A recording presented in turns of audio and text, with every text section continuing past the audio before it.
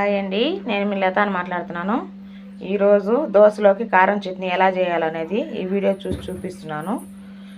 వీడియోలోకి వెళ్ళే ముందు ప్లీజ్ లైక్ చేసి సబ్స్క్రైబ్ చేయండి. అప్పుడే నేను చేసే ప్రతి వీడియో మీకు నోటిఫికేషన్ ద్వారా వస్తుందండి. ఓకేనా? సరే, వీడియోలోకి వెళ్దాం. ఫస్ట్ కారం చట్నీలోకి టొమాటోలు తీసుకున్నాం. ఈ టొమాటోలు అనేది వాటర్లో వేస్తున్నాను. చూడండి, వాటర్లో వేస్తున్నాను. బాగా గుంజాలి. సో గుంజాక టమోటాలు అనేది కట్ చేయాలండి. ఇవి ఒక ప్లేట్లో తీసుకున్నాను. చూడండి, ఒక ప్లేట్లో తీసుకున్నాను. సో టమాటా తీసుకొని టమాటా అనేది ప్లేట్లో తీసుకున్నాను. టమాటా అనేది కట్ చేయాలి. కట్ చేస్తున్నాను. చూడండి, టమాటా అనేది తీసి కట్ చేయాలి. పీసులు టమాటాలు కట్ చేసుకున్నాం కదని చెప్పాను కదా, టమాటాలు కట్ చేసుకున్నాము. సో టమాటాలు కట్ చేసుకున్నాక వాటికి సరిపడంత మిరపకాయలు, ఎండి మిరపకాయలు వేయాలండి. ఎండి మిరపకాయలు వేసాను నేను. తర్వాత ఎండి మిరపకాయలు వేసాక చూడండి, ధనియాలు వేయాలి. సరిపడంత ధనియాలు వేసుకోవాలి. ధనియాలు వేస్తున్నాను. సో ధనియాలు వేసుకున్నాక జీలకర్ర వేయాలండి. జీలకర్ర. సో జీలకర్ర వేస్తున్నాను. జీలకర్ర అయిపోయాక సాల్ట్ అనేది, కల్లుప్పు, దీనికి సరిపడంత కల్లుప్పు వేసాను. సో కల్లుప్పు చాక తెల్లగడ్డలు వేయాలి. వాటిలో తెల్లగడ్డలు వేసాను కదా.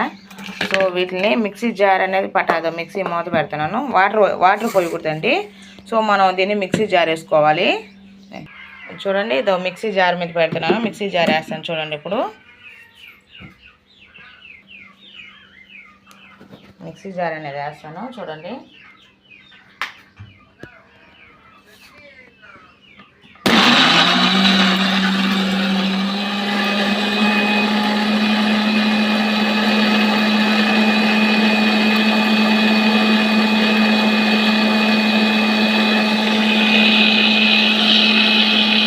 సో జార్ వేసాను కదా, ఒకసారి ఎలా ఉందో చూడాలి మనం. చూసారా?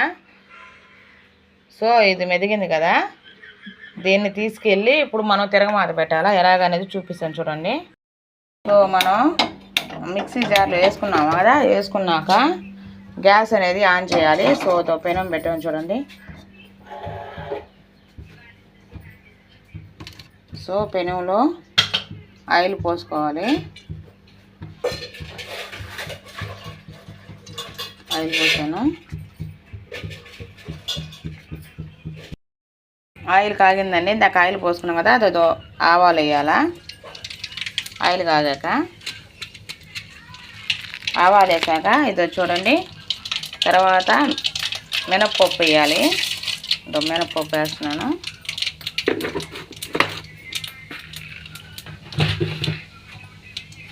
సో మినప్పప్పు వేగుతుంది కదా, తర్వాత కరివేపాకు ఒక 2 మట్టలు వేయాలా. కరివేపాకు వేస్తాను. చూడండి, సో ఇలా నిలబెట్టాలి.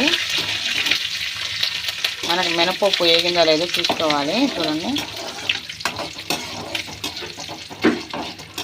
కరివేపాకు అయ్యాక మినపప్పు వేగిందో లేదో చూడాలి.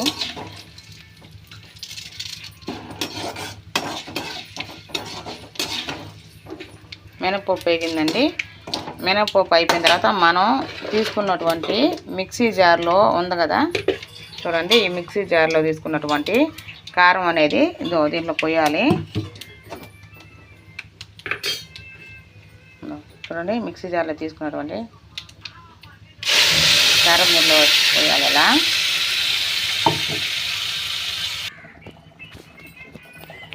సో కారం వేసాం కదండి, దీన్ని ఒక 10 మినిట్స్ ఇలాగే ఉడకనియాలి. బాగా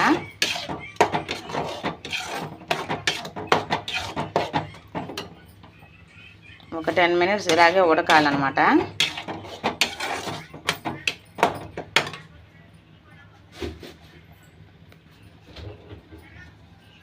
చూడండి ఉడుకుతూ ఉంది. ఇవి బాగా ఇట్లా బొట్లుగా వస్తూ ఉంటాయి చూడండి, బాగా ఉడికాక. చూడండి కారం చట్నీ అనేది రెడీ అయిపోయింది. మనం చూడండి కారం చట్నీ అనేది రెడీ అయిపోయింది.